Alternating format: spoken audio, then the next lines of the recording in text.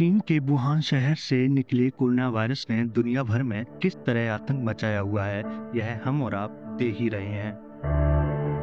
Corona virus के चलते पूरे विश्व में लॉकडाउन लगाया गया था, लेकिन कई महीनों बाद इस लॉकडाउन को हटा दिया गया।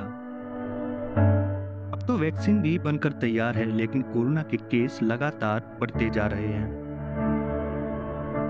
नमस्कार, मैं सौरभ सोलंकी जनतंत्र टीवी के यूट्यूब चैनल में आप सभी का स्वागत करता हूं।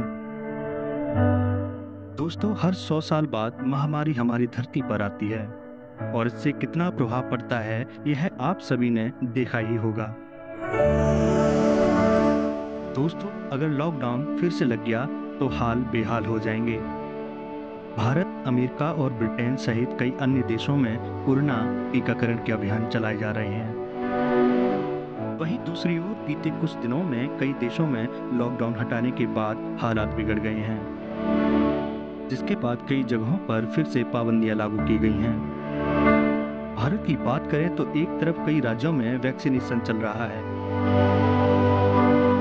तो दूसरी तरफ कोरोना के मामले तेजी से बढ़ते जा रहे हैं।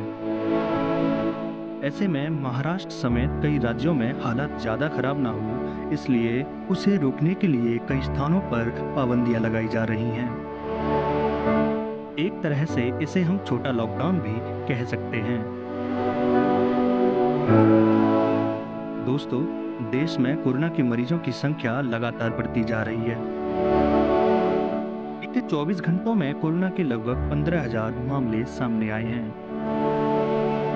इसी के साथ देश में संक्रमितों की संख्या 1 करोड़ 10 लाख से ऊपर हो गई है और भारत में कोरोना से मरने वालों की संख्या 1.5 लाख से ज्यादा हो गई है। हमने सोचा था कि नया साल आ रहा है तो कोरोना से हम निजात पाएंगे, लेकिन कोरोना भारत में फिर से अपने पैर पसारने लगा है और जिससे कई राज्य अब फिर से सतर्क हो गए हैं। केरल, महाराष्ट्र, गुजरात, छत्तीसगढ़ और पंजाब में सरकार सतर्क हो गई है। कहीं स्कूल बंद कर दिए हैं तो कहीं सीमाओं पर चेकिंग बढ़ा दी है। महाराष्ट्र में कोरोना का कहर तेजी से बढ़ता जा रहा है। मीडिया रिपोर्ट के अनुसार महाराष्ट्र में 52,000 से ज्यादा मौत हो चुकी हैं। इसके साथ ही अन्य राज्यों की भी हालत ठीक नहीं है। तमिलनाडु, कर्नाटक, दिल्ली, पश्चिम बंगाल में मौत का आंकड़ा 10,000 से ऊपर ही है। बाकी राज्यों में मरने वालों की संख्या इन आंकड़ों के आसपास ही है।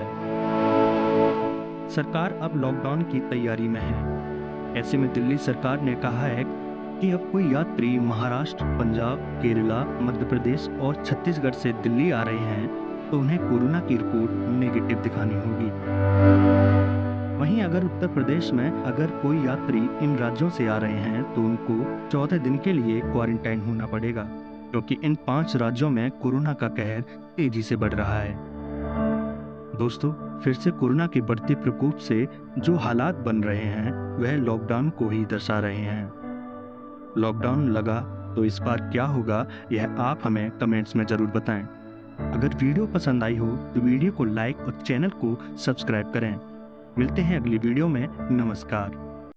खबरों के निष्पक्ष विश्लेषण के लिए सब्सक्राइब करें जनतंत्र TV and press the bell icon. Never miss any update.